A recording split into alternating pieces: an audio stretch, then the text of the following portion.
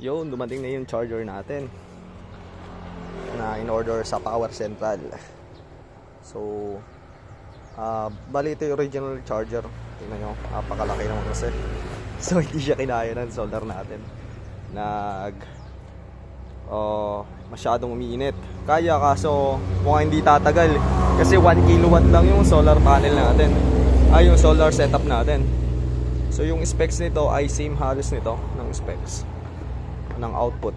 Parehas yan na ang output ay saan na ba siya? 87.6. Yan, ito rin 87.6. Ayun. Tapos ang pagkakaiba lang nila is 10 amperes to. Ito kalahati lang 5 amperes. So dahil 5 amperes lang kayang-kaya ng 1 kilowatt natin to. Hindi ganong hirap.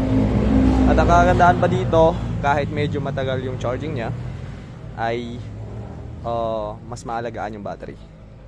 The more kasi na fast charging, mas madali uminit at mas mababa yung lifespan ng battery kapag gano'n. So ito pang slow charging. At kayang-kaya ng inverter natin. Pakita natin yung load natin dito sa loob.